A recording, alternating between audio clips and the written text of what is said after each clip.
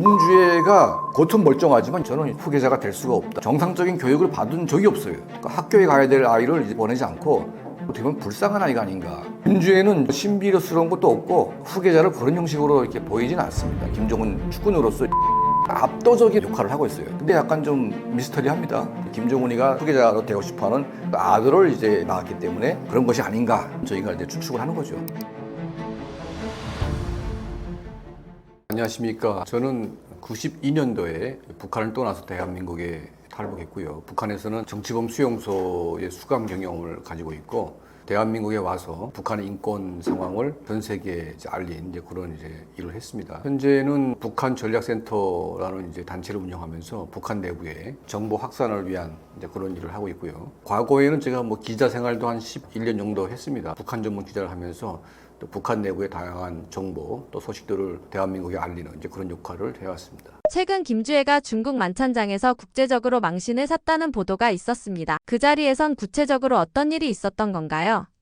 김정은이 해외 무대에 나설 때 자기 아버지 김정일은 자기 부인을 단 한 번도 데리고 나간 적이 없습니다. 근데 김정은은 자기 부인을 공개했고 부인과 함께 중국에 다녀온 적이 있습니다. 그리고 이번에 중국에서 열린 항일전쟁 기념 승리를 경축하는 행사는 중국의 굉장히 중요한 행사입니다. 전 세계에 중국을 지지하는 정상들이 다 오는 그런 행사인데 당연히 국가 수반이 가게 되면 혼자가 아닌 이상 부인을 데리고 가게 돼 있겠죠. 그러니까 시진핑도 자기 부인을 데리고 나갔고 근데 푸틴은 이혼했기 때문에 혼자 갔습니다. 근데 김정은은 부인이 있지 않습니까? 근데 부인이 있음에도 불구하고 부인은 안 데려가고 딸을 데리고 왔다. 그러니까 이제 놀러 가는 것도 아니고 딸을 국제 무대에 데리고 다니는 것 자체가 상식적으로 맞지가 않는 거 아니겠습니까? 그러니까 부인이 있는데 부인은 내버리고 딸을 데리고 온다. 이게 문제가 있고 그러다 보니까 북한 내부에서는 김주애가 어떤 행사에 나갈 때마다 김정은보다 더 포커싱이 되고 내가 되는 그런 일이 벌어지지만 이건 북한 국내 일입니다. 그건 김정은이 마음대로 할 수가 있기 때문에 하지만 국제 행사 때에는 이건 김정은이 마음대로 할 수가 없습니다. 그러다 보니까 김정은과 거의 동격 수준으로 김주애를 대접을 했으면 좋겠는데 중국 지도부는 관례상 딸은 안 된다 해가지고 망루에 올라가는 행사 여기는 빼버리고 만찬장에서도 김주애가 안 나올 뻔했는데 거기까지 나온 것 같아요. 거기서 어린 아이가 할 수 없는 여러 가지 행동들을 했다고 봅니다. 독한 중국의 유명한 술을 달았는데 이걸 김주애가 마시는 장면이 포착이 됐어요. 그때 시진핑 주석이 이걸 보면서 상당히 놀랐다는 그런 소문이 있는데 어린 딸이 술에 입이 된다는 것은 특히 미성년자이기 때문에 당연히 아버지가 이걸 제지해야 되는데 이런 상식도 없냐 이런 생각이 들고 이것 때문에 김정은 부녀의 국제적인 망신이 현장에서 아마 벌어진 것 같은 생각이 듭니다. 김주애의 이런 비정상적인 행동이 왜 나온 걸까요? 김 씨 일가의 가정교육 문제나 성장 환경에서 비롯된 부분이 있을까요? 가정교육이라는 것은 아버지 또 그 할아버지 때부터 가풍이라는 게 있지 않습니까? 그리고 정상적인 가정에서 태어나가지고 정상적인 교육을 받으면 가정교육이 제대로 됐다 이렇게 할 수가 있는데 아버지 김정일도 정상적인 교육을 못 받았습니다. 그리고 김정은 같은 경우에는 그 아버지 김정일이 자기 아버지 김일성 몰래 고영이라고 하는 제1교포 무용수를 취해가지고 애를 낳았는데 이거는 아버지한테 승인도 안 받고 자기 멋대로 나왔기 때문에 이 아이 들킬까봐 스위스 쪽에서 몰래 방치를 했습니다. 그러다 보니까 김정은 3남매 김정철이 김정은 여정이가 스위스에 가 이모가 관리를 했는데 이 관리가 안 됐어요. 교육이 전혀 안 됐다는 얘기죠. 그러다 보니까 김정은이가 그 당시에 또래 학생들이 생각할 수 없는 아주 이상한 행동을 했다고 합니다. 예를 들면 고양이에다가 휘발을 뿌려가지고 불 달아 고양이가 고통스러워하는 달리는 모습으로 좋다고 했던 그 사이코패스 같은 그런 행동도 했고 그리고 그 이모가 미국으로 망명했는데 집조 한 마리 있습니다. 그러니까 통제가 안 돼가지고 자기 힘으로는 관리가 안 됐다. 부모의 영향력이 미치지 않았고 북한에서는 최고 지도자 자녀라는 특권의식이 있다 보니까 누구 말도 안 듣고 가정교육이 엉망이 된 거죠. 자, 그런 김정은이다 보니까 아이들을 어떻게 가르쳐야 될 초보적인 지식도 없는 게 아닌가. 왜냐하면 김주애가 갈 곳은 학교지. 미사일 발사하는 그런 험악한 것이 아니지 않습니까? 걔가 갓 중학생이 된 어린 아이가 아닙니까? 근데 이 아이가 대형 미사일 발사당에 엄마랑 나가가지고 기뻐하는 그런 사진도 나오고 가는 데마다 전부 다 인민군대 이런 험악한 장소에만 가고 어떤 때에는 인민군 항공육전대 우리 말은 공수부대입니다. 이 공수부대가 낙하 훈련을 하는데 김주애가 나왔다고 해가지고 그날에 강풍이 불었습니다. 강풍이 불었는데 그런 날씨 조건이 안 좋은 날은 그걸 안 하는 게 맞죠. 대한민국 같으면 큰일 나지 않습니까? 군대 병사 한 명이 잘못 죽게 되면 완전 온 나라가 막 시끄러운데 북한은 그 김주애가 나왔다는 걸로 해가지고 그 강풍 부는 날에 항공육전대가 이제 낙하 훈련을 했습니다. 그 와중에 강풍에 의해서 이제 여러 명이 낙하산이 엉켜가지고 떨어져가지고 그때 김주애가 쌍안경 가지고 이제 보는 장면이 나오는데 김주애 눈으로 여러 군인들이 이제 바닥에 떨어져가지고 사망하는 이런 끔찍한 장면까지 실제로 봤습니다. 이게 과연 어린 아이에게 할 수 있는 교육인지 이거는 어린이 학대라고 봅니다. 학교에 가야 될 아이를 보내지 않고 김정은이 자기 주변에 같이 붙어놓고 북한의 험악한 것을 이제 보게 하는 이제 그런 일이 이제 벌어지고 있는데 이거는 이제 김정은 본인이 가정 교육을 전혀 못 받았기 때문에 그 아이를 어떻게 정상적인 교육을 해야 되는지 모르는 것 같아요. 김주애가 겉은 멀쩡하지만 정상적인 교육을 받은 적이 없어요. 정상적인 아이가 되려면 같은 또래 아이들과 교감을 하고 정서적으로 같이 커가는 이제 과정이 필요하죠. 그래야 정상적인 아이가 자라나서 정상적인 어른이 되는데 이 아이는 단 한 번도 자기 또래 아이들하고 교감을 한 적이 없고 그냥 어느새 갑자기 그 늙은 노인들하고 같이 이제 마주하면서 그 노인들에게 우대받으면서 커오고 있습니다. 그러면 이 아이가 정서적으로 과연 어떤 상태일지 이거는 전문가의 말을 우리가 좀 들어봐야 되겠지만 제 생각에는 굉장히 문제가 있는 아이가 아닐까. 정상적이지 않다. 왜냐하면 정상적인 교육도 못 받았고 정상적인 또래 아이들과 교감도 한 번도 해본 적이 없는 아주 비정상적인 그런 상태의 아이가 바로 김주애다. 근데 이런 아이가 무슨 후계자니 뭐니 나오고 있는데 이건 좀 굉장히 좀 심각한 문제죠. 그러니까 판단 능력이나 여러 가지 상황에서 김주애는 상당히 좀 위험하다. 왜냐면 정상적인 교육도 못 받고 자기 또래 아이들과 교감도 못 해본 그런 아이다 보니까 어떻게 보면 불쌍한 아이가 아닌가 이런 생각이 듭니다. 최근 김주애가 김일성대 특설반에 조기 입학했다는 얘기가 들리는데 이건 정확히 어떤 의미가 있는 건가요?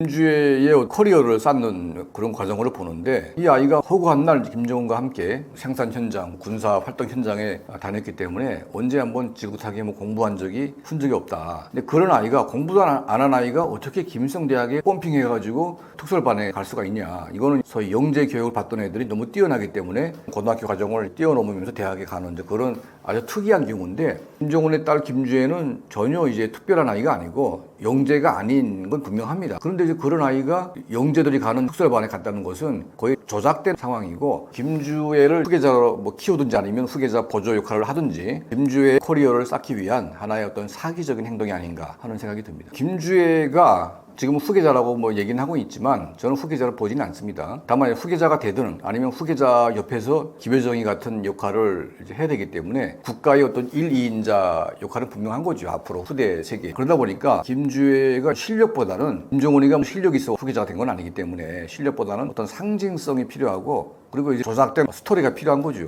그러니까 김주애에 대해서 사람들이 어떤 평가를 할까? 김주애가 남들이 갖지 못한 아주 뛰어난 천재 같은 그런 능력이 있어가지고 일반 아이들이 다녀야 될 고등학교 과정을 얘는 이제 뛰어넘었다. 이런 이제 스토리를 만들기 위한 어떤 하나의 과정으로 볼 수가 있습니다. 그러니까 북한에서는 김정은 마음대로이기 때문에 또 김정은 본인도 베른 국제학교를 졸업하지도 못했고 또 북한에 와서도 정상적인 학교를 다닌 적이 없습니다. 학교를 졸업하거나 다닌 적은 있지만 끝까지 그걸 졸업한 적이 없기 때문에 김정은의 학력도 굉장히 좀 불투명하거든요. 근데 북한에 와서 김일성 정치군사대학을 졸업했다든지 또 김성대학을 수업을 했다든지 또 과거에 사례가 있습니다. 그러니까 김정은이라고 하는 한 지도자의 과정을 북한 주민들에게 보여주기 위해서 김정은이가 이런 거를 교육을 받았고 이걸 졸업을 했다. 그러니까 이제 어떤 실력을 입증하는 이제 과정으로 보겠죠. 그러니까 김정은이가 아무런 교육도 못 받았고 아무런 이런 게 없다 하게 되면 이제 인민들이 그걸 뭘로 보겠습니까? 김정은 본인도 다닌 적은 거의 없지만 김일성 대학, 김일성 정치군사대학 해가지고 여러 타이틀을 달고 있어요.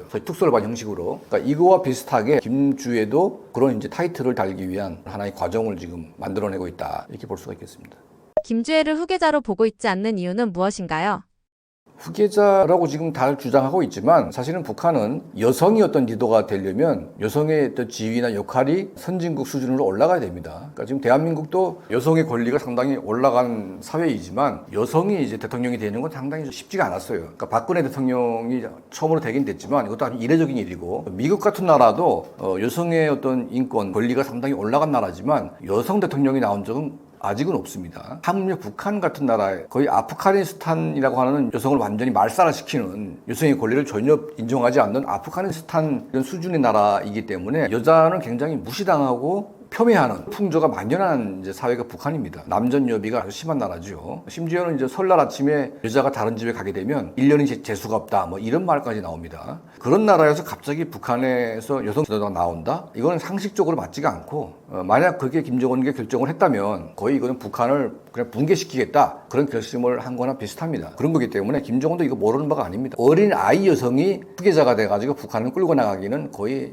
쉽지가 않기 때문에 김주애가 나온 것은 4대 세습에 대한 정당성을 이제 인민들에게 먼저 깔아놓고 진짜 후계자는 이제 약간 신비하게 이제 만들어 놓고 어느 순간에 이제 띄우는 형식으로. 그러니까 김정은도 그렇게 했거든요. 김정은이가 이제 뭐 후계자가 술구머니 나와가지고 계속 이렇게 된 게 아니고 어느 날 갑자기 전격적으로 후계자라고 딱 임명을 했어요. 그냥 나오는 순간에. 이게 북한 인민들로 하여금 약간 신비스러운 그런 걸 주는 거죠. 근데 김주애는 전혀 뭐 신비스러운 것도 없고 그냥 이제 어린 아이가 나와가 딸이 나왔다 그런 형식이었는데 후계자를 그런 형식으로 이렇게 보이진 않습니다. 제가 보건대는 후계자를 보좌하기 위한 이제 후계자 4대 세습이 임박했다는 것을 인민들에게 먼저 알려주는 역할 뭐 이런 수준이 아닌가. 근데 이제 너무 과도하게 하다 보니까 전문가들이나 이제 많은 그런 언론들이 김주애가 후계자라고 생각할 수밖에 없는 거죠. 하지만 그 내면을 정확히 보게 되면 여성이 후계자가 되는 것은 불가능한 사회이다 보니까 저는 김주애가 후계자라고 표면상은 그렇게 보이고는 있지만 후계자가 될 수가 없다. 저는 그렇게 보고 있습니다. 숨겨둔 아들을 후계자로 세울 계획일까요? 김정은이가 그 리설주 부인만 이제 같이 데리고 사는 건 아니죠. 현성월이도 있고 여심이라고 하는 또 피아니스트도 있고 또 기타 등등의 여러 여인들이 있습니다. 그러니까 김정은은 마음만 먹으면 여러 여인과 뭐 살 수 있는 그런 이제 요건이 되는 사람이기 때문에 뭐 한 여성에만 우전해가지고 아들이 안 나올 수도 있어요.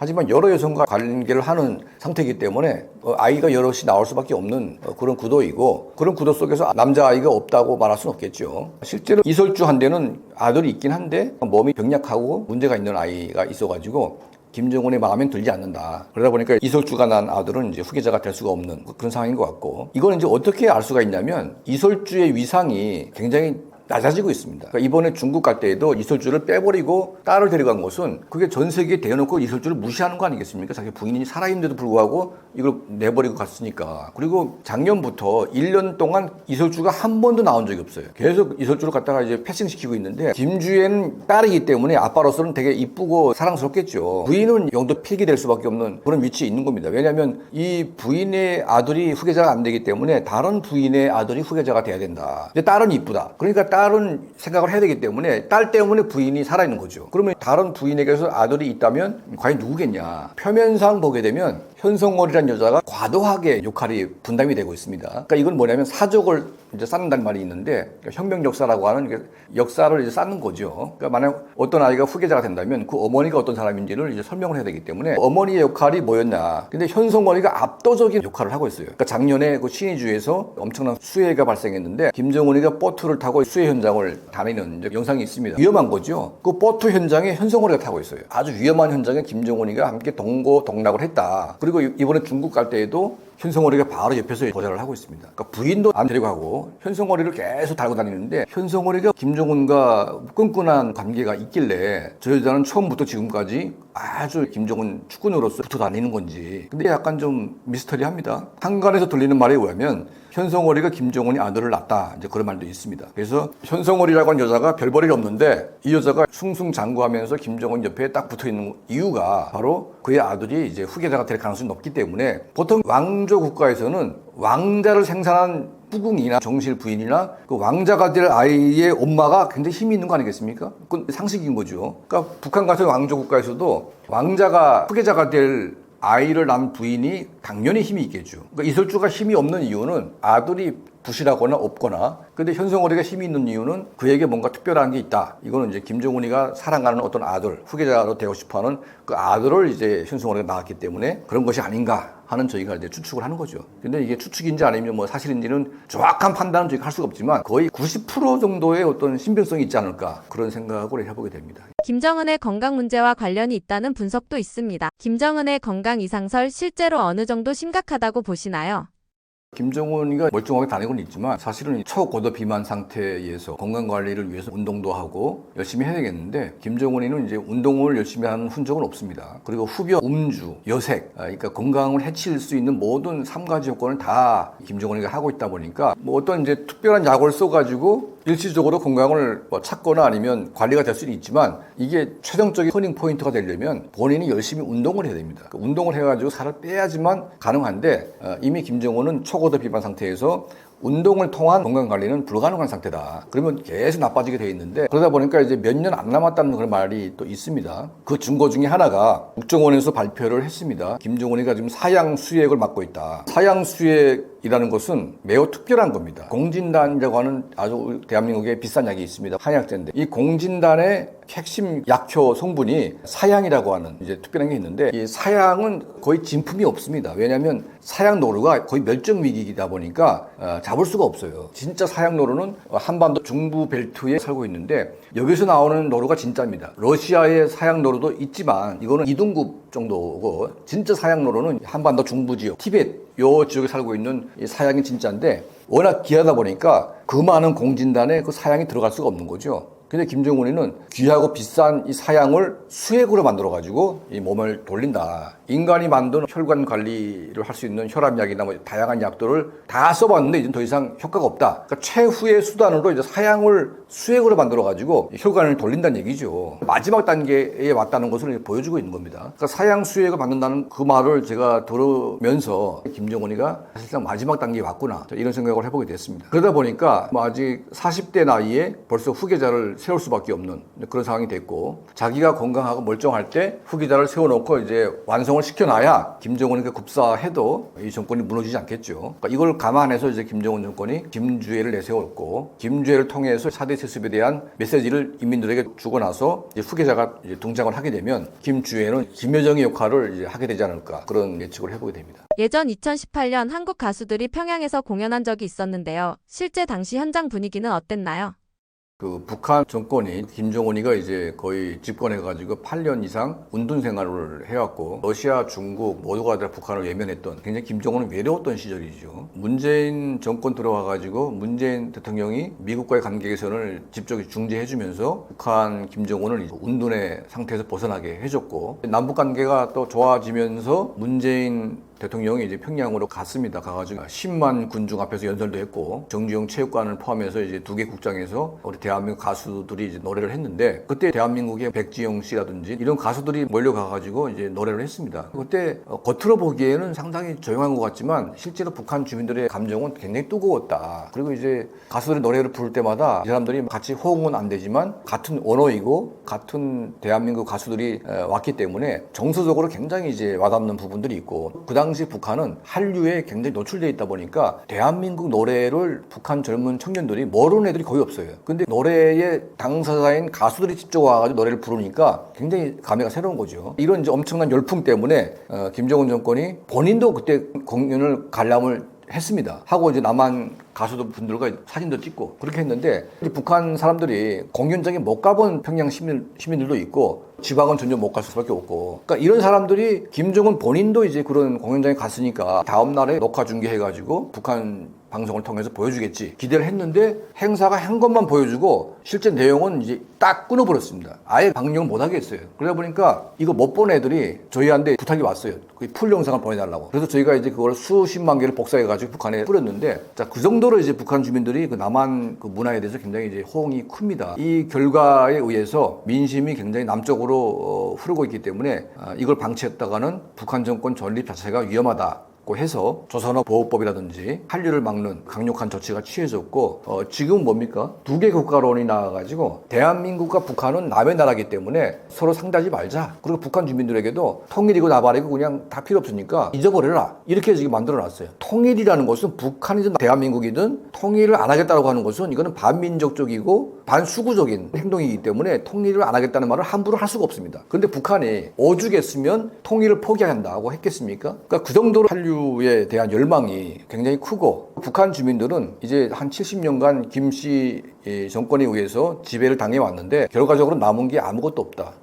그냥 가난과 고통밖에 없다. 이 가난과 고통에서 벗어날 수 있는 유일한 길은 통일밖에 없다는 것을 이제 인식을 했습니다. 통일에 대한 열망이 북한 주민들이 높은 것은 70년 김씨 왕조의 집권 결과물이 된 거죠. 그러면 통일 안 하겠다고 하니까 당연히 김정은에 대한 분노가 이제 폭발할 수밖에 없고, 그리고 대한민국 일부 이제 소위 좌파라고 할까요? 뭐 종북 세력들이 북한의 어떤 주장에 동조하면서 북한의 주장에 일리가 있거나 북한이 그렇게 나오니까 우리도 같이 맞춰야 된다는 식으로 이제 주장하는 분들이 있습니다. 이걸 북한 주민들이 알게 된다면 뚜껑이 열리는 일입니다. 마지막 열망, 마지막 희망이 사라지는 거기 때문에 이거는 북한 주민들에게 사형 선고를 내리는 것과 비슷한 겁니다. 통일을 하지 말자는 것은. 그래서 이거는 민감한 말이고 굉장히 중요한 것이기 때문에 그 정도로 지금 북한 내부가 한류에 열광하고 있고, 그 한류가 곧 통일에 대한 열망으로 이제 옮겨 붙다 보니까 김정은 정권이 이거를 막지 못하면 체제가 유지되기가 굉장히 힘들다. 이런 상황이 있다 보니까 이제는 뭡니까? 윤석열 정부가 뭐 압박을 가해가지고 북한이 대한민국과 상대하는 게 아니고, 원래 이제 북한과 대한민국은 끝났어요. 문재인 정부 중기 때 끝났고, 윤석열 정부는 그냥 송골매를 보내가지고 뭐 북한 평양 상공에 휘젓고 했는데, 이게 무슨 남북관계 악화 뭐 이런 거 상관없습니다. 북한 정권에게 한번 번때를 보인 것이고, 대한민국 국군의 힘이 마음만 먹으면 김정은을 죽일 수 있다. 이거 보여준 겁니다. 협박을 한 거죠. 근데 이걸 가지고 북한에 큰 도발을 한 것처럼 어떤 장관은 그런 얘기를 하고 있는데, 이건 말이 안 되는 겁니다. 이스라엘처럼 우리를 위협하는 적대 세력에 대한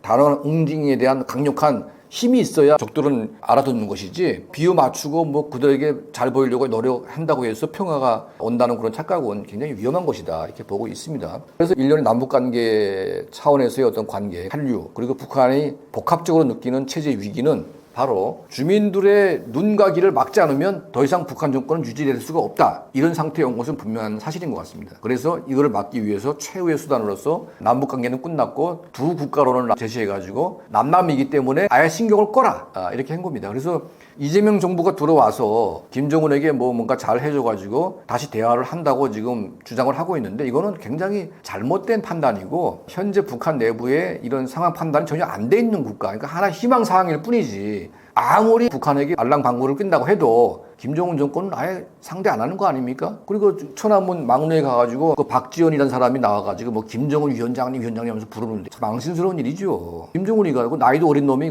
그걸 그렇게 불러대면 뭐 돌아서가지고 악수도 한번 해줘야 되는 거 아닙니까? 근데 위원장님 하는데도 불구하고 알아서 그냥 쌩 까고 그냥 탁 나가는 거 아닙니까? 이게 무슨 개망신이냐 이거죠. 이게 바로 북한의 지금 현실인 겁니다. 그러니까 이런 걸 제대로 알고 이에 맞게 대처를 해야 되는 겁니다. 북한이 대화에 나오게 하는 방법은 뭐냐면, 더 많은 한류를 북한에 쏟아 부어가지고 북한이 정말 굽해가지고 제발 좀 멈춰달라, 대화하자, 이때 대화가 나오는 것이지, 지금같이 뭐 아무리 해봤자 북한하고 대화할 일은 전혀 없다고 저는 보고 있고, 그래서 그 당시에 이제 북한의 분위기는 북한 정권을 위협할 수밖에 없는 우리로서는 좋은 분위기인데, 김정은 입장에서는 북한 주민들의 마음을 통째로 뺏어간 그런 사건이었다고 저는 보고 있습니다. 북한의 MZ세대와 그 윗세대들 간의 대한민국에 대한 인식이 서로 다른 상황일까요? 지금으로 말하면 4050 세대는 저희 또래이기도 한데, 우리가 한류 1세대이지만 우리 때에는 한류가 보편적이지가 않고, 일부 이제 저같이 깨어있는 사람들만 이제 한류를 접했고, 나머지는 상당히 이제 한류를 모르는 세대이지만, 지금 뭐 30대, 40대, 20대는 전부 다 시장을 통해서 생존했던 세대이고, 이 시장을 통해서 이제 한류를 유통하면서 한류를 접했던 세대이기 때문에 4050과는 좀 다른 그런 세대 차이가 있는 거죠. 하지만 그 자녀 세대 때문에 부모 세대까지도 영향을 받게 되는 그런 결과도 있습니다. 그러다 보니까 이제는 세대의 차이는 거의 없다. 전 세대가 이제는 한류를 좋아하는데, 다만 우리가 2030이 좋아하는 한류 가수가 있고 또 4050이 좋아하는 또 한류 가수가 있지 않습니까? 그런 차이는 있어요. 그러니까 우리는 우리 또래의 가수를 좋아하고, 또 젊은 세대는 또 젊은 세대 가수를 좋아하는, 같은 한류지만 그런 세대의 차이가 있을 뿐이지 한류를 좋아하고 싫어하는 그런 차이는 없다. 저는 그렇게 이제 보고 있습니다. 지금 북한 전체 주민 자체가 한류에 빠져 있고 대한민국을 좋아하고 있는 그런 상황이다 보니까, 우리 대한민국이 여기에 잘 대응만 하게 되면 이재명 정부가 통일의 길을 열 수 있는 아주 중요한 전기를 만들 수가 있는데, 통일 정책은 이제 북한의 잘못된 이런 정책을 그걸 이해하고 받아들이는 쪽으로 가려고 하는 뉘앙스로 가니까 이 좋은 호기를 놓쳐버리는 뭐 그런 실책을 할까봐 참 저는 안타까운 상황입니다. 극심한 통제 속에서도 북한 사람들이 한국 미디어를 접하고 있다고 하는데요. 어떻게 한국 콘텐츠를 접하며 어떤 드라마가 가장 인기 있나요? 아주 재미있는 이제 뭐 코미디도 있고 교육적인 영화도 있습니다. 예를 들면 인천 상륙작전 같은 그런 영화들은 북한이 주장하는 인천 상륙작전하고는 다른 거죠. 6.25 전쟁을 대한민국과 미국이 북한을 침략해서 일어났다고 북한은 교육을 하고 있습니다. 그런데 그 영화를 보게 되면 북한군이 침략한 것으로 되어 있고 인천 작전을 했던 그때 상황을 사실에 기초해서 했기 때문에 북한 사람들이 그 영화를 보게 되면 김씨 왕조에 대한 분노가 그냥 폭발할 수밖에 없어요. 그러니까 왜냐하면 전쟁의 결과 때문에 우리가 대한민국을 싫어하는 것은 전쟁을 일으킨 장본인이기 때문에 싫어하는 것인데 전쟁 자체를 김일성이가 일으켰다고 하게 되면 대한민국을 싫어할 이유가 없는 거예요. 한류의 마지막 포줄이 전쟁입니다. 과거의 6.25 전쟁에 대해서 대한민국이 사과해라 그 생각을 하고 있습니다. 북한 주민들은. 그런데 사과할 필요가 없어요. 왜냐하면 북한이 일으켰기 때문에. 그러니까 그 영화 한 편이 어떻게 보면 북한 주민들의 분노를 자극시키는 결과를 가져오기도 하고, 그리고 국제시장이라는 영화를 여러분도 보셨겠지만 국제시장을 보는 우리 대한민국 국민들의 정서를 보게 되면 소위 60, 70 세대는 국제시장을 이해하면서 눈물도 막 나오고, 근데 20, 30 세대는 약간 세대 차이가 있다 보니까 감동은 깊지만 막 눈물이 나올 정도는 아닐 수가 있습니다.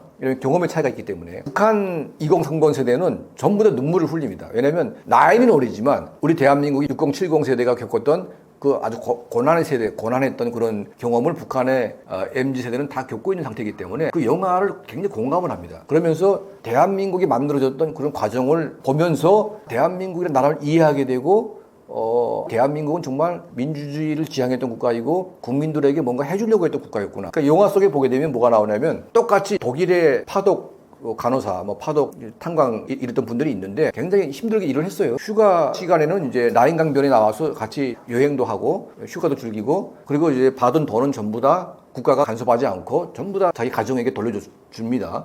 그러니까 국가가 그 험한 노동에 동원하게 한 것도 미안하게 생각을 하고 있으면서도 그 돈에 대해서는 한 푼도 건드릴 생각도 안 했어요. 근데 북한은 해외 노동을 보내게 되면 그냥 감옥처럼 이제 딱 가다 놓고 일체 밖에는 못 나가게 합니다. 그리고 돈을 주지도 않습니다. 10분의 1도 안 줍니다. 다 떼먹습니다. 그러니까 이제 남과 북이 딱 비교가 되면서 북한 정권에 대한 분노가 막 치밀어 오르게 만드는 영화가 바로 국제시장입니다. 그래서 저희가 이제 국제시장, 인천 상륙작전, 그리고 영예의 눈물 같은 이제 사극 영화들, 이런 것들을 막 북한이 뿌렸는데, 그러면서 북한이 긴장한 이유가 이 영화 드라마 속에 역사의 사실이 있는 이런 경우는 북한이 치를 떱니다. 몇 개 영화들을 딱 찍어가지고 이거를 무조건 막으라고 막 북한이 지시하기도 했습니다. 그래서 이제 드라마들, 영화들, 그리고 이제 뭐 음악들, 이런 것들이 북한에 대거 유입을 시키게 되면 북한 정권은 그래 알아서 붕괴되는 겁니다. 우리가 하고 있는 북한의 정보 확산 이런 것들이 결국은 평화 통일로 가는 길입니다. 근데 지금 대한민국 소위 좌파라고 하는 이런 분들은 북한의 전단지 뿌리는 것까지는 저는 동하지는 않지만 북한의 라디오 전파를 보내고 마치 북한을 자극해가지고 평화를 막 깨는 것처럼 그렇게 국민들에게 잘못 오도하고 있습니다. 국정원 라디오를 갖다가 중단시키고 또 국방부가 하는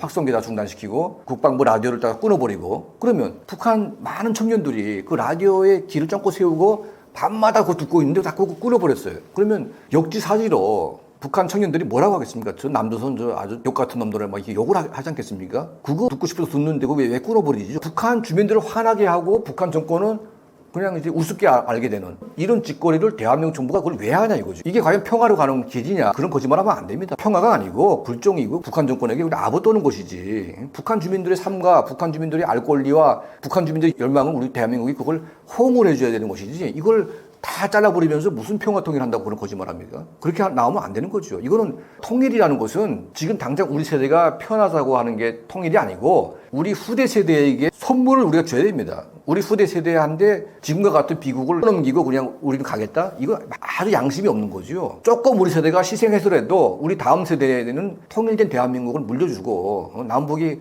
평화롭고 화해롭고 그냥 강국이 되는 길을 열어주고 우리 세대는 가야지. 왜 우리 세대는 통일을 포기하고 북한에 동조해야 됩니까? 이거 말이 안 되는 거 아닙니까? 우리 후대 세대에게 굉장히 죄를 짓는 일이기 때문에 이런 걸 우리가 하면 안 되는 거죠. 그래서 지금 대한민국 정부가 하는 여러 가지 정책은 제가 뭐 관여할 건 아니지만 특히 대북 정책은 정말 잘못되고 있다. 철학을 잘못 정하고 있고 방향을 잘못 정하고 있고 북한 주민들을 전혀 고려하지 않고 있다. 이런 통일 정책은 100% 실패할 수밖에 없습니다. 그래서 북한 주민들이 뭘 원하는지를 정확히 우리가 캐치를 하고 이거를 올바른 방향으로 가는 것이 중요한 것이다. 이걸 좀 우리가 그 이재명 대통령은 좀 알았으면 좋겠다. 자, 이런 말씀 드리고 싶습니다. 한국 콘텐츠가 북한에 흘러들어가는 걸 북한이 완전히 막을 수는 없는 건가요? 지금은 거의 막아내고 있죠. 왜냐면 그걸 보는 청소년들까지도 막 총살을 시킵니다. 공포를 줍니다. 그리고 이제 북중 국경을 막아버리고 있고 대한민국에서 올라가는 이런 걸 막아버리고 있고 또 이걸 보내는 단체들에게 자금을 다 끊고 있지 않습니까? 그러니까 트럼프 정부가 들어와가지고 다 돈을 다 끊어버렸어요. 1차적으로. 그리고 또 정권이 바뀌면서 지금 이재명 정부는 이제 아예 그런 돈 줄 생각이 없고 전단지를 금지법을 해가지고 전단지를 못 뿌리게 하고 있지 않습니까? 전단지라는 것은 사실은 저는 뿌리는 걸 동의하지만 이걸 공개적으로 뿌리는 건 저는 반대를 하거든요. 전단지가 필요 없냐? 이거 필요 없는 게 아닙니다. 왜냐하면 전단지 자체가 이거는 파괴적인 어떤 그런 북한 군인들에게 혁명의 불씨를 안겨주는 거기 때문에 우리가 이제 대한민국이 심리전을 해야 되고 북한군을 와해시키려는 목적이 있다면 북한 군인들을 향해서 전단지를 대거 뿌려야 됩니다. 그런 배짱도 없는 나라가 어떻게 통일을 하겠습니까? 그리고 어떻게 북한을 관리하겠습니까? 근데 지금 전단지 뿌리는 게 마치 범죄 행위처럼 생각을 하고 있고 물론 이제 접경 지역의 대한민국 국민들이 피해를 보는 건 사실입니다. 그래서 이 피해보는 부분에 대해서는 우리 국가가 보상을 해주고 그리고 방지를 해주는 노력을 하면서 최소한의 어떤 그런 피해를 각오하면서 우리가 북한을 관리를 할 각오가 돼 있어야지 우리가 아무런 피해 각오가 없으면서 북한을 어떻게 하겠다 이건 불가능한 일입니다. 그러니까 이스라엘 같은 경우에도 하마스라고 하는 이스라엘의 적을 제거하기 위해서 온갖 비난과 온갖 어떤 그런 압력을 무시하면서 들어갑니다. 물론 이제 들어가는 과정에서 이스라엘 정부도 군도 이제 피해를 보지만 막대한 인명 피해를 보면서 들어갑니다. 궁극적인 평화의 정착, 그러니까 100년의 어떤 평화를 우리가 만들어 놓으려고 한다면 적의 근원을 완전히 쓸어버리고 파버려야 평화가 되는 것이지. 그러니까 하마스가 있는 한 그들은 살려두면 성장해가지고 또 들어오겠죠. 그러니까 그런 악순환 고리를 아주 끊어버리겠다 하는 게 그들이 생각하는 평화인데 우리는 악의 근원은 그대로 놔두고 그들과 대화하면서 뭔가 잘해주면 평화가 유지가 된다. 이건 아주 거짓말이고 사기죠, 완전히. 그러니까 북한 주민 전체가 이제는 알아서 돌아서려고 하고 있고 알아서 이제는 대한민국을 올리고 하는데 그걸 왜 우리가 막으려고 합니까? 그게 범죄고 그게 반국가 행위고 그게 시대에 역행하는 행위이기 때문에 대한민국을 올리고 하는 북한 전체 주민의 열망을 우리가 받아들여가지고 그걸 호응을 해줘가지고 북한 정권을 고립시키고 북한 정권을 붕괴시키는 게 그게 우리가 대한민국의 국익이 되는 것이지. 그렇지 않습니까? 우리가 지금 관세 전쟁에 가장 피해를 보는 나라가 대한민국입니다. 왜냐하면 수출 비중이 거의 60%가 육박합니다. 수출이 안 되면 대한민국은 존립하기 힘듭니다. 근데 일본 같은 경우에는 수출 비중이 30, 40밖에 안 됩니다. 내수 시장이 워낙 강하고 관세의 영향을 받지만 대한민국까지 그렇게 관세의 영향을 크게 받지는 않습니다. 그 왜냐? 내수 시장이 크기 때문에 버티는 겁니다. 근데 대한민국은 내수 시장이 없습니다. 그래서 적어도 북한을 우리가 통합을 하면 북한 동북 지역, 위 지역이 한반도의 경제 영향권에 들어올 수밖에 없어요. 그 압록강, 두만강, 천리 국경이 아예 오픈시켜가지고 중국에 우리 상품이 그냥 밀수로 들어가든 보따리상에 가려면 인천시장밖에 안 됩니다. 아주 좁아요. 그러니까 중국이 통제를 해가지고 한류 제품들을 갖다 막아버립니다. 근데 통일이 되면 한국 제품을 중국이 막을 수가 없습니다. 그게 중국이 막 들어가기 때문에 적어도 동부 삼성 이 지역의 경제권이 우리가 대한민국으로 편입이 될 수밖에 없어요. 적어도 1억 5천만 명, 2억 정도 인구 구조를 가지게 되기 때문에 만약 뭐 지금과 같은 관세 전쟁을 한다고 해도 대한민국을 그렇게 막 비굴하게 할 수가 없습니다. 버틸 수가 있는 거죠. 일본처럼. 이제 우리가 적어도 우리 후대 세대에게 보다 안전하고 보다 풍요롭고 강대국의 대한민국을 물려주고자 한다면 현재와 같은 북한 정권은 우리가 없애버리고 진짜 선량한 우리 북한 2,300만 동포들과 함께 우리가 힘을 합쳐가지고 대한민국을 만들어 나가야 되겠죠. 그 길이 눈앞에 왔고 그리고 이거는 우리가 후대 세대에게 반드시 그걸 우리가 해결하고 넘겨줘야 되기 때문에 그런 사명과 각오를 가져야 되는데 지금 소위 대한민국의 한쪽인 좌쪽에 있는 분들은 이런 마인드가 전혀 없습니다. 뭐 김정은 위원장님 하면서 그냥 뭐 애고를 하면서 불러대는 그런 아주 쓸개 빠진 인간들밖에 없기 때문에 이게 참 문제가 되는 거예요. 내부의 적과의 싸움은 그렇게 귀신같이 하면서 그 외부의 김정은 정권 다 무너지는 것들하고는 왜 그렇게 싸움을 못하는지 참 아이러니합니다. 그 한 줌도 안 되는 김정은 정권 갖다가 없애버리고 대한민국 우리가 편입시켜가지고 통일된 한반도를 만드는 게 얼마나 좋은 겁니까? 우리 시청자 여러분들도 국민이 깨어나야 적어도 다음 세대는 현재와 같은 어려운 환경을 벗어나게 해야 되고 외풍에 우리가 연연하지 않고 정말 강대국으로 클 수 있는 길은 통일밖에 없다. 이건 북한 주민을 위해서도 마찬가지고 대한민국 경제, 대한민국 국민을 위해서라도 반드시 우리는 하나가 돼야 됩니다. 그 길에 우리 국익이 있고 우리 국민들의 삶이 있는 것이지 현재 상태에서 우리가 아무리 노력해도 이제는 한계에 부딪혔고 북한 주민들은 정말 생적에 빠져있고 우리도 힘듭니다. 이거를 우리가 반드시 끝내야 되고 반드시 우리가 하나로 만들어내야만 우리 민족에겐 희망이 있다. 그렇게 생각을 하기 때문에 우리 국민들이 이런 인식을 했으면 좋겠다. 이런 말씀을 드리고 싶습니다. 러시아 우크라이나 전쟁에 파병된 북한군의 실제 사망자 수가 알려진 것보다 훨씬 많다는 얘기가 있습니다. 사망자 규모와 관련된 실제 상황을 설명해 주실 수 있을까요? 비공식 라인으로 취재를 해본 결과 북한군 사망자가 1만 2천 명이 달한다는 그런 말이 있더라고요. 그래서 저는 그렇게 많을까 생각을 해봤는데 사실 북한이 발표했거나 아니면 국정원이 발표한 것은 600명 수준으로 발표를 했습니다. 그런데 그 600명 가운데 공화국 영웅이라고 하는 그 칭호를 받은 사망자가 101명이 됩니다. 말 그대로 영웅 칭호를 받는다는 것은 그 누구나 흔히 받으면 그 영웅이 아니겠죠. 그러니까 한 1000명 중에 한 명이 영웅이 됩니다. 그러니까 6.25 전쟁 때 공화국 영웅이 408명인가밖에 안 된답니다. 그러니까 6.25라고 하는 3년의 전쟁, 그 대형 전쟁이죠. 북한 전체가 개입을 했기 때문에 엄청나게 많은 그 사상자가 났던 전쟁에서 400명의 영웅이 나왔다. 그런데 우크라이나 전쟁에 투입돼가지고 몇 개 군단이 간지 모르겠지만 저는 한 최소한 10만 원 갔다고 보는데 이 가운데서 영웅이 100명이 나왔다는 것은 6.25 전쟁의 4분의 1이 나왔다는 얘기입니다. 단락 600명이 죽어가지고 100명이 영웅이 됐다? 이건 말이 안 되는 거죠. 적어도 이제 100명에 1명 아니면 1000명에 1명꼴로 영웅이 나온다고 가정하게 되면 거의 10,000명 정도가 죽은 것으로 이렇게 우리가 예측을 할 수 있습니다. 근데 예측은 가능한데 실제 정보를 들어봐도 그 10,000명 이상 죽었다는 그런 정보들이 나오고 있어요.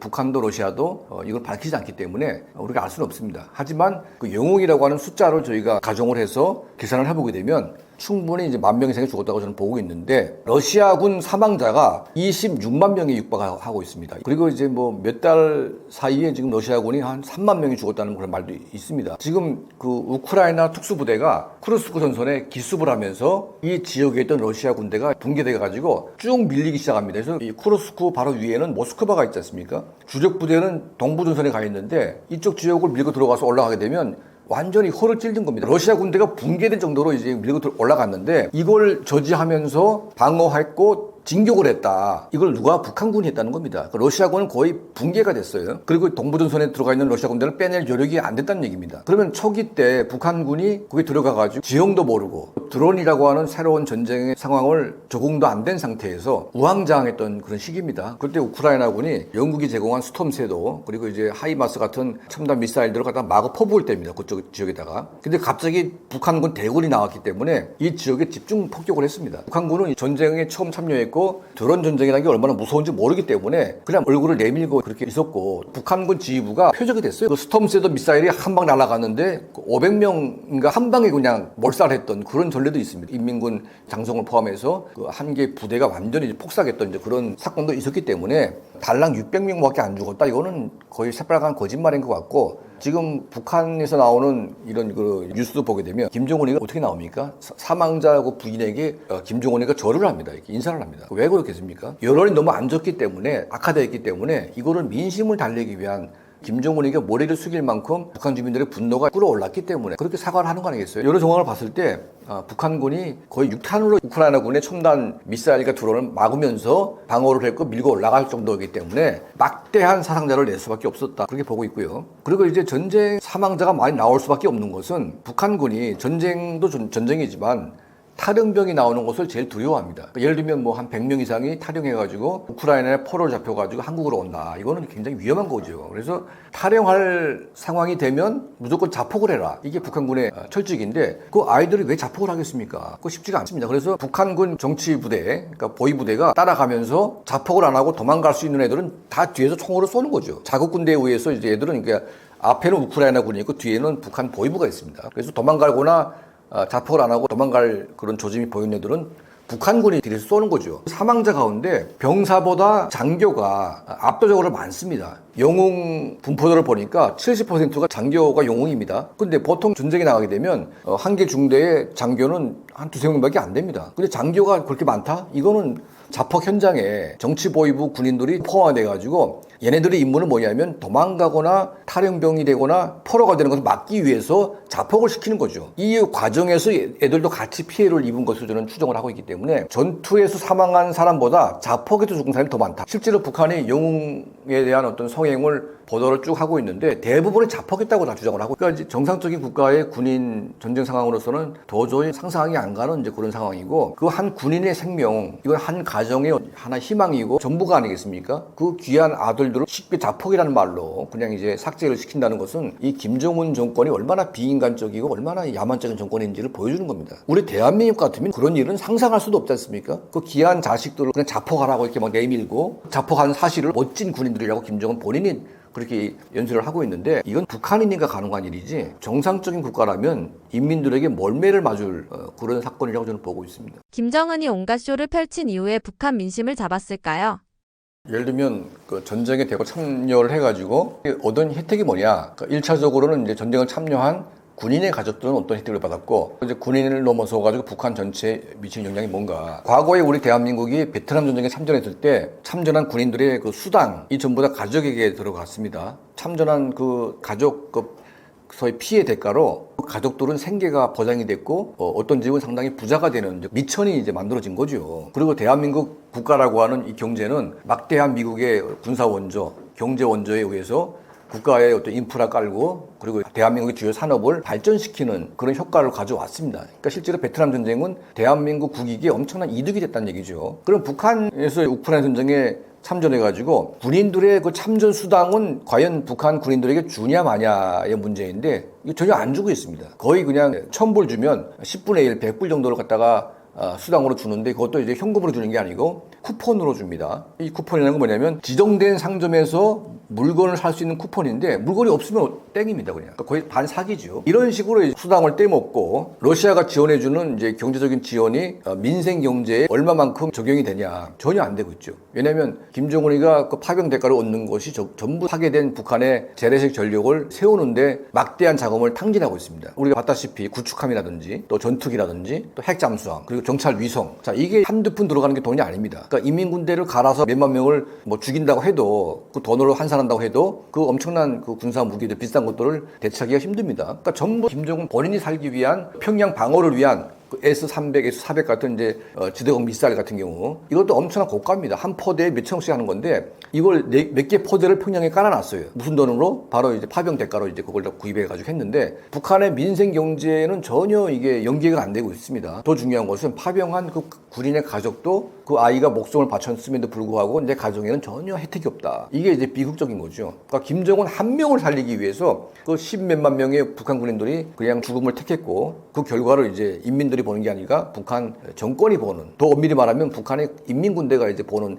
혜택인데 북한 주민들의 삶과는 전혀 관계가 없는 이제 그런 상태다 보니까 민심이 좋아질 수가 없는 거죠. 전쟁을 통해서 내 아이는 죽었지만 우리 가족은 먹고 살만해졌다. 그러면 이제 화가 약간 좀 진정될 수가 있겠죠. 하지만 이거는 뭐 애는 죽었는데 우린 더 힘들다? 완전히 이거는 막말로 꼭지가 도는 뭐 그런 상태다 보니까 지금 북한 주변의 민심이 굉장히 심각합니다. 왜냐하면 북한의 경제가 좋다 안 좋다고 우리가 가정할 수 있는 그런 수치가 있어요. 그 환율입니다. 환율. 우리가 IMF 때 국가가 부도 상태에 빠지니까 1달러에 뭐 800원 하던 게 갑자기 2,000원으로 떨어졌습니다. 원화 가치가. 그러니까 북한도 1달러에 북한 돈 8,000원 수준이 정상적인 어떤 거래 가격이었는데 어느 날 갑자기 16,000원까지 떨어졌다가 최근에 3만 원 떨어졌다가 지금 4만 원까지 떨어졌어요. 1달러에. 그 8,000원에서 지금 4만 원까지 떨어지다 보니까 이거는 북한 경제는 완전히 폭삭 붕괴된 거죠. 북한 주민들의 민생이 거의 최악의 최악 수준에 지금 전락했다는 것이 이제 환율로 보여주고 있습니다. 쌀값은 더 말할 것도 없고 지금 가을철임에도 불구하고 쌀값이 또 올라가고 있습니다. 최악의 상태다 보니까 민심이 굉장히 안 좋습니다. 그리고 그 엄청난 군인들이 러시아에 파병돼 가지고 피해 대가를 이제 치러왔으면 하다못해 밀가루라든지 러시아의 풍부한 밀가루 같은 걸 좀 들여와가지고 인민들을 굶기지는 않을 수 있지 않습니까? 근데 그것도 못하고 있으니까 주민들의 민심이 안 좋아지다 보니까 김정은이가 이걸 달리기 위해서 쇼를 이제 하는데 원래 이제 사회주의권 국가 어떤 공산주의 계열의 좌파들 그러니까 위선이 되게 심한데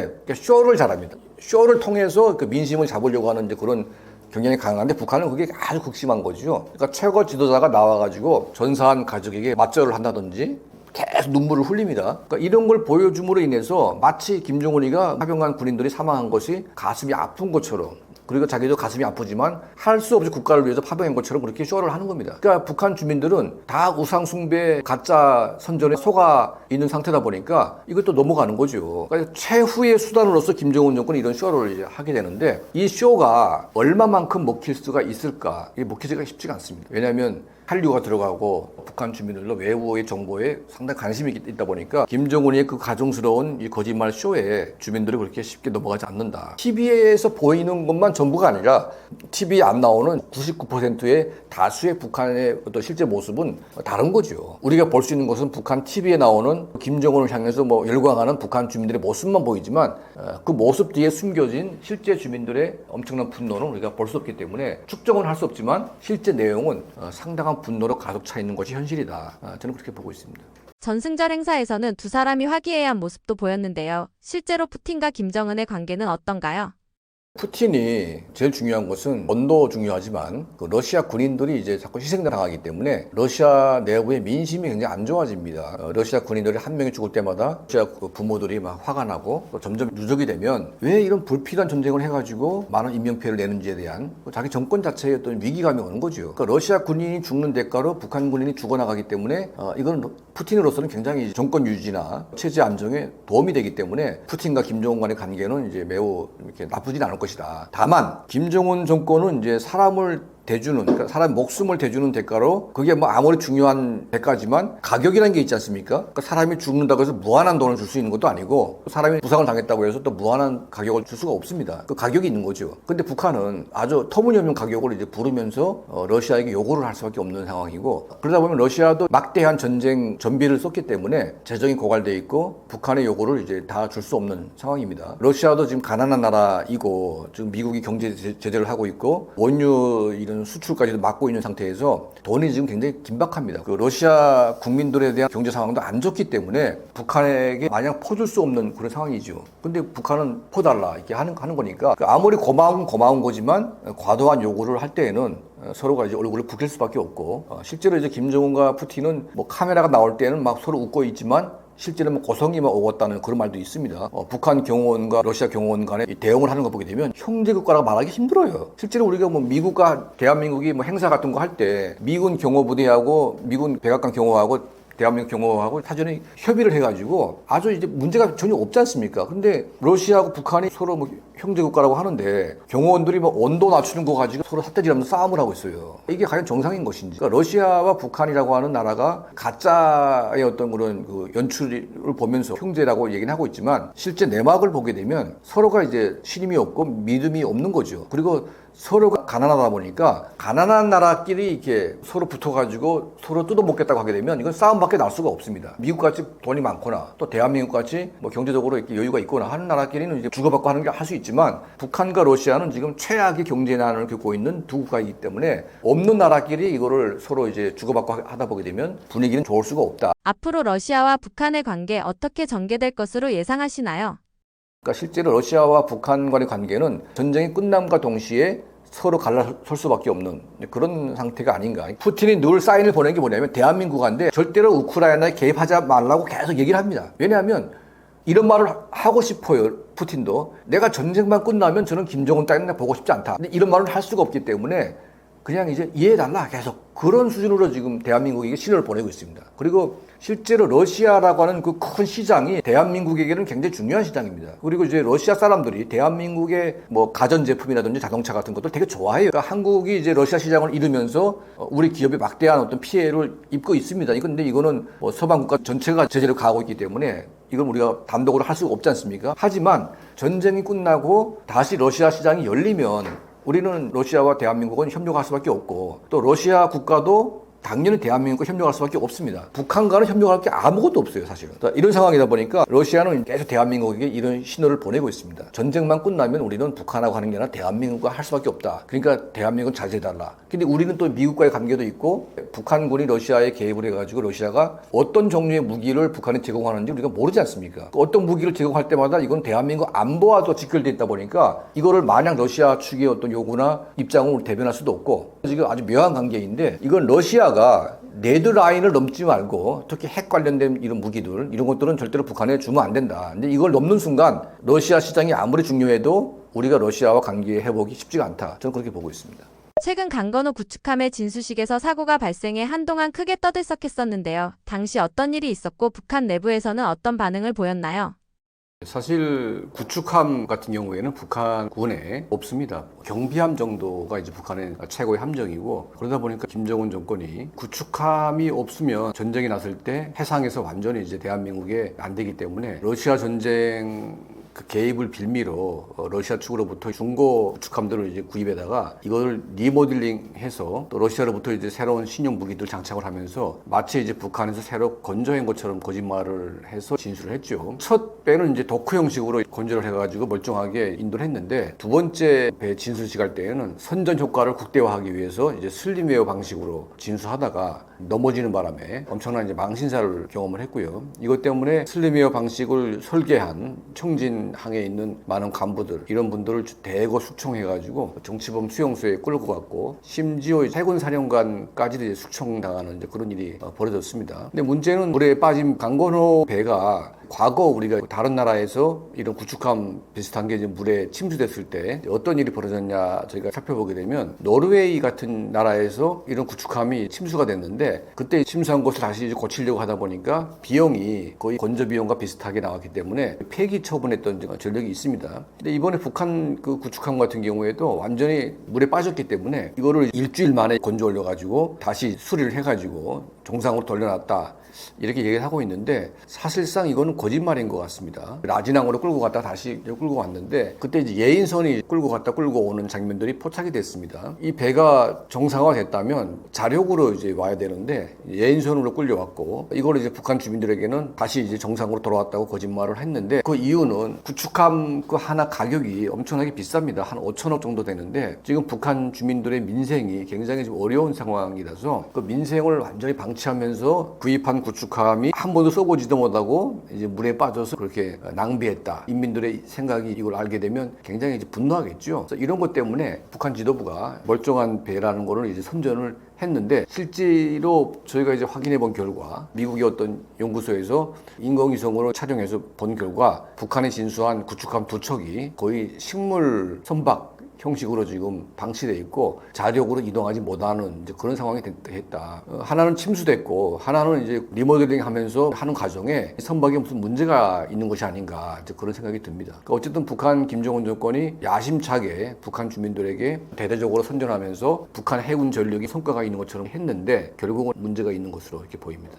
김정은 지도부는 이런 사건에 어떻게 대응하며 분노 표출이나 간부 문책이 실제로 있었는지 구체적으로 설명해 주실 수 있나요?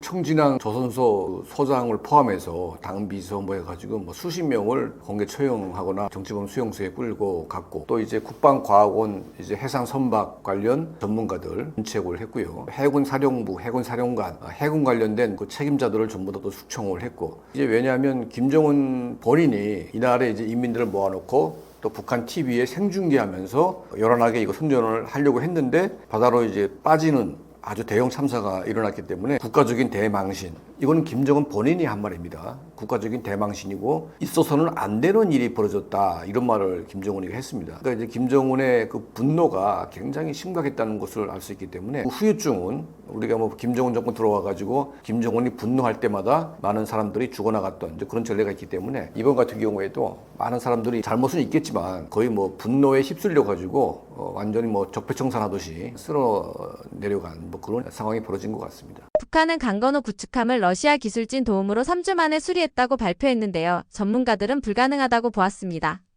실제로는 어떤가요? 거짓말을 해도 적당히 해야 되겠죠. 함선이라는 것은 고정밀, 고성능, 그리고 전자 시스템이 결합된 이제 그런 첨단 선박이기 때문에 이게 침수가 되게 되면 복구되기가 불가능한 이제 그런 상황입니다. 제가 앞서 말씀했다시피 과거에도 여러 구축함이 이제 침수돼가지고 다시 수리하려고 했는데 수리 비용이 건조 비용보다 더 많이 나왔던 상황이다 보니까 대부분 나라에서 다 폐기 처분했습니다. 근데 북한은 이걸 일주일 동안 물에 빠진 상태에서 건져 올렸는데, 이게 한 달 사이에 수리를 해가지고 정상화시켰다, 이게 말이 안 되는 거 아니겠습니까? 그리고 이제 북한 자체가 선박 구축함에 대해서 수리할 능력이 안 됩니다. 지금 북한이 선박을 건조한 지가 거의 15년 이상 됐기 때문에 저 선박을 건조한 사례가 없어요. 지금 현재까지 10년 이상. 자, 그런 나라에서 자기들이 못 만드는 구축함을 수리했다? 이거는 이제 누구도 믿을 수가 없는 거죠. 그러니까 이제 그런 거짓말을 이제 했고, 그걸 왜 했을까요? 아마 비싼 구축함이 그냥 쓰지도 못하고 다 쓰레기가 됐으니까 북한 주민들에게 볼낯이 면목이 없다, 그리고 이제 주민들의 분노를 이제 완화시키기 위해서 거짓말을 한 것으로 보입니다. 또 다른 구축함 김정은과 김주애가 함께 탑승했던 최연호 구축함은 현재 어떤 상태이며 정상 운용이 가능한가요?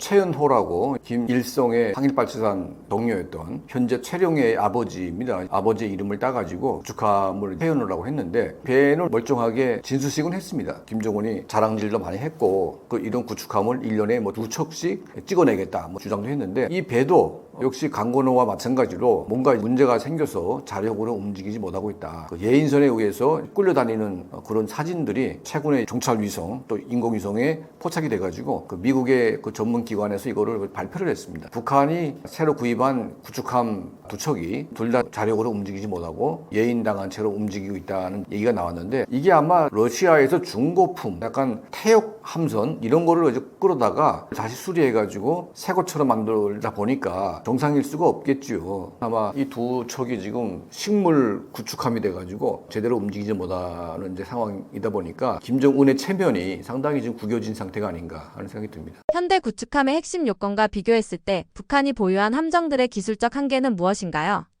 선박 건조라는 게 어떻게 보면 이제 한 국가의 경제력이나 기술력을 대표하는 지표가 되기도 합니다. 그러니까 대한민국이 이제 선박 건조 1위, 중국과 이제 뭐 일본 세 국가가 이 선박 건조에 대한 탑 순위를 오락가락하고 있는데 대한민국은 이제 1위의 수준에 있습니다. 건조 수준에서 굉장히 양은 물론이고 기술적인 수준도 굉장히 높은 상황이다 보니까 당연히 군함 건조에 대해서도 굉장히 실력이 있는 거죠. 실례로 미국 같은 나라에서 제대로 못하는 미국 이제 구축함 순양함들을 이제 한국이 가져다가 다시 수리를 해서 멀쩡하게 만들어 놓았던 사례도 있습니다. 이제 북한 같은 경우에는 제가 앞서 말씀했다시피 15년째 선박 건조했다는 그런 뉴스가 없습니다. 그러니까 북한 경제가 완전히 황폐화됐고 북한에서 배를 만들어 본 지가 15년 전입니다. 그것도 이제 굉장히 작은 배입니다. 그리고 뭐 군함 같은 경우에는 전부 러시아에서 수입을 했거나 또 러시아가 구호품으로 이제 준 배들이 대부분이고 북한의 군함들은 이제 70년대 선박이다 보니까 굉장히 낡았고 노후화되고 그리고 이런 말도 있습니다. 탈북자들이 배를 타고 도망을 가는데 북한 군함이 따라오지 못하고 있다. 그러니까 이제 속력을 못 내가지고 못 따라온다 그런 말까지 더들 정도로 배가 낙후돼 있는데 그러다 보니까 이제 대한민국과 전력을 굳이 비교하려면 이거는 비교 자체가 불가능한 상태라고 봅니다. 대한민국은 지금 해군력이 세계 최강 수준에 와 있고 미국처럼 이런 항공모함이나 이런 배들은 우리가 갖고 있지 못하지만 항공모함 수준의 독도함 같은 배도 저희가 건조를 했고 그리고 이제 구축함, 순양함, 잠수함까지 대한민국은 거의 건조를 하지 않습니까? 특히 이제 핵잠수함 같은 경우에도 마음만 먹으면 충분히 설계하고 건조 가능한 이제 그런 실력이다 보니까 북한하고는 비교 자체가 불가능한 상태이고 북한 해군이라는 거는 거의 존재하지 않는 것과 거의 비슷한 상황이 아닌가 하는 생각이 듭니다. 북에서는 이런 함정에 핵무기를 탑재할 수 있다고 주장하기도 합니다. 실제로 가능한 얘기인가요? 그리고 우리는 어떻게 받아들여야 하는 건가요? 북한이 새로 진수한 구축함에 핵 미사일을 쏠 수 있는 능력을 구축하겠다. 그리고 비밀리에 지금 건조 중인 3,000톤급의 핵잠수함 이걸 건조해가지고 대한민국과 미군 기지를 이미 순간에 타격할 수 있는 능력을 갖추겠다. 이게 이제 북한의 목표인 것 같습니다. 근데 북한의 자력의 목표로는 달성하기 불가능한 것 같고요. 러시아가 도와주지 않으면 쉽지가 않습니다. 근데 러시아가 북한하고 지금 전쟁을 함께 치르면서 많은 도움을 받고 있죠. 하지만 넘어서는 안 되는 레드라인이 있습니다. 이 레드라인은 뭐냐면 핵 관련된 그 기술을 넘겨주게 되면 이거는 미국을 포함해서 서방 진영에 상당히 심각한 도발이기 때문에 러시아가 과연 핵 관련된 기술을 넘겨주냐 마냐 항상 관심을 가지고 있는데 최근에 국정원이 발표를 했습니다. 핵 원자로, 선박용 원자로 기술을 북한에 진수한 것 같다. 자, 이런 이제 정보가 나왔는데 이게 사실이라면 북한이 핵잠수함 건조에 상당한 진척을 보이지 않을까 하는 생각이 들고 근데 문제는 뭐냐면 북한 자체의 기술로서 핵잠수함을 만들 수는 없다. 근데 지금 북한이 만든다고 하고 있습니다. 그러니까 원자로를 태워가지고 핵잠수함을 만든다고 치면 이게 중요합니다. 그러니까 지하 바다에서 미사일을 쏠 때 미사일을 쏠 수 있는 이제 지지력 충격을 감지할 수 있는 그런 능력이 있어야 되는데 과연 북한의 기술로서 핵잠수함에서 미사일을 발사할 수 있는 첨단 기술을 생산할 수 있을지 이거는 아직 미지수인 것 같습니다. 그래서 북한이 건조한다고 생각을 하고 있고 목표를 가지고 있지만 그 목표가 현실화되기는 불가능하지 않을까. 그러니까 러시아가 핵잠수함이나 핵을 쏠 수 있는 구축함을 통째로 그냥 주면 가능하겠지만 북한이 건조해서 이거를 하겠다? 제가 보건대는 좀 쉽지 않은 것 같다 이런 생각이 듭니다. 제가 운영하는 북한 사건 365, 또 평양 24시 저 채널 2개 운영하고 있는데 저희 채널도 와서 구독을 해주시면 시청해 주시면 감사하겠고요. 저희가 이제 이런 방송을 하는 이유는 우리 대한민국이 정보가 이제 오픈돼 있지만 사람들은 이제 자기가 인식하려고 하는 것만 인식하려고 하고 있고 올바름에 대해서 인식을 안 하려고 하는 경향이 생깁니다. 그리고 통일 정책이나 북한 주민을 대하는 방식이나 이런 여러 면에서 이념에 의해서 이게 갈라져 가지고 우리의 국익이 무엇인지 그리고 우리 후대 세대에 무엇을 남겨줘야 될지 이걸 판단을 잘 못하는 분들이 많습니다. 그래서 우리가 올바른 판단을 해야 되고 가장 중요한 것은 우리 후대 세대에게는 반드시 통일된 대한민국을 물려줘야 된다. 이런 원칙에 동의를 하신다면 우리가 정말 강대한 대한민국, 자유롭고 번영한 대한민국을 만드는데 함께 하자 이런 말씀을 여러분께 드리고 싶습니다. 감사합니다.